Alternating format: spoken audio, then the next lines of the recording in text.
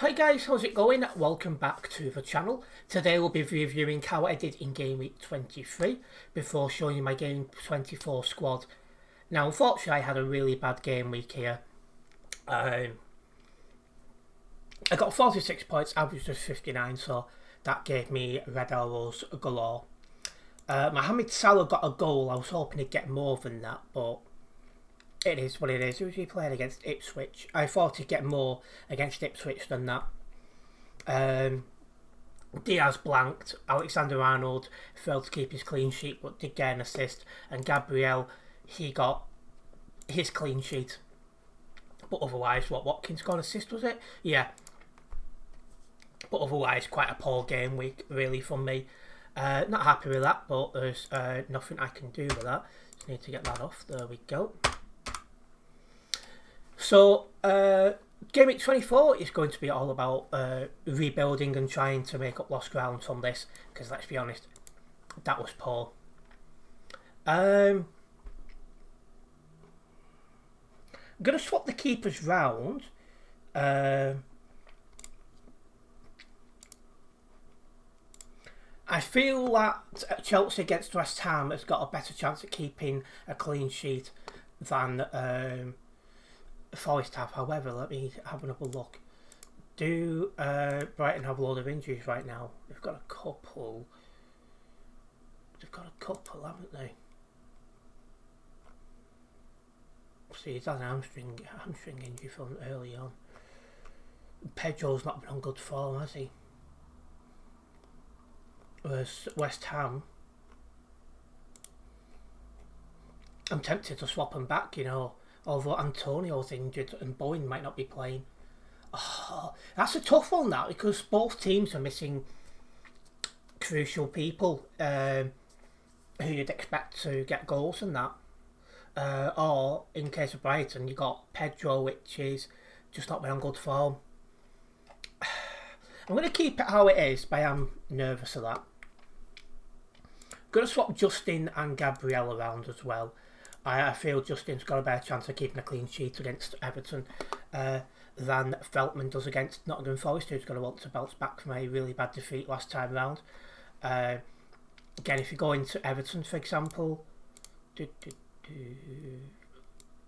almost got Fulham then. McNeil's injured, he's a big miss for him. And then Calvert-Lewin could be injured as well. It seems to be 50-50 on if he'll play. My gut feeling is he won't, so two of Everton's most attacking players, in my opinion, are probably going to be injured. So that leaves Everton, lacking options when it comes to scoring goals. So for that reason, I do back Justin a bit more.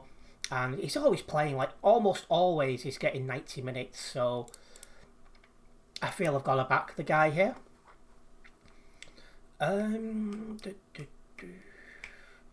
Do I need to change anything else? Do you know, I think I'm going to roll the transfer. I've got three transfers right now, and I think I'm going to roll them. It's like Wiss has got some good ones coming up. Spurs, you can get goals there. West Ham you can. Leicester you can. Everton you probably can. So it's like, you know, Wood's been on fire lately. Well, even until the last game week, but you know what I mean. But Brighton you can get goals there. Fulham you probably can. So I'm going to keep hold of Chris Wood for now. I don't feel like I need to make any changes. There's one thing I do want to do though, and it's time to play my triple captain. I feel like Mohamed Salah, double game week against Bournemouth and Everton, I think there's goals to be had there. As we put Alexander-Arnold as vice captain just in case. I really do feel there's goals to be had there. And I just feel now's the right time to use the triple captain chip, and it will help us catch up a bit. It's like Everton's also got a double game week, but I don't think we're going to get much out of them. Is anyone else, or is it just them? I think it's just Everton and Liverpool that's got the double game week. And like Everton's fixtures is Leicester at home, which maybe there might be clean sheets, maybe, and then Liverpool at home as well. I can't see much going on there. So, you know, I just don't feel it's worth bringing in any Everton players. I think my full focus here needs to be on Liverpool's ones.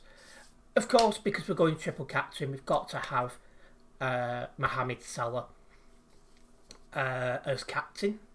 I put Alexander-Arnold as vice captain because not just could he get a clean sheet here, but he also gets involved in the goals as well. He's had 2 assists in the last 2 game weeks, and overall this season he's had 1 goal, 6 assists. So if in the extremely unlikely scenario that Mohamed Salah doesn't play every game, which I think, unless he's been injured in training or something stupid like that, and we don't know about it, it won't happen. But it's good to have someone who can, cover things should it happen. And I would have been considering Diaz, but his minutes are all over the show. Jota being injured probably helps him a little bit with his minutes, but they're still a little bit everywhere. So that's why I've gone for Alexander-Arnold over Luis Diaz. Just makes more sense to me. Into my mini league, I did drop a position, so I'll be wanting to get past Connell Monks again. He's got a few injured players. No Liverpool. No Liverpool that I can see. So I think that should be an easy one to get back past again.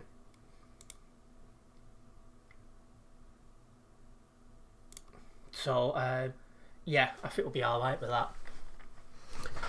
And then Aston Villa away to Wolves, who again are not playing too well.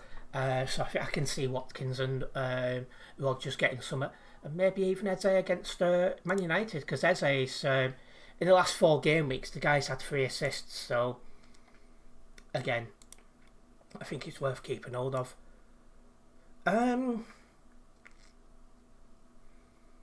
Yeah, I'm going to leave this here. I don't think I need to make any further changes. I'm going to roll my transfers. I'm going to have 4 free transfers next time around, and that will allow me to cover injuries and stuff like that. In fact, before I do, I want to very quickly have a look. When's Jota due back? Because I was going to move on Luis Diaz when Jota came back, because I thought his minutes would be just all over the show. So where's Jota? He's back. Oh, I don't know yet. Keep an eye on that. So when he's back, I'll move on Diaz, for example. So, it's what it is. But yeah, on my screen now is my Game Week 24 squad. Hopefully to work out. The deadline is at 11 AM tomorrow. So make sure you have got your squad sorted out, my friends. So a big thank you for supporting this video. Hopefully you guys have enjoyed it. If you have done, make sure you have that like button on the video. If you're a first time viewer here and you want to see more FPL content, make sure you do subscribe and then hit the bell, as that way you will be notified of any future videos and live streams from myself. And I'll be back soon with more content. Nice one, guys.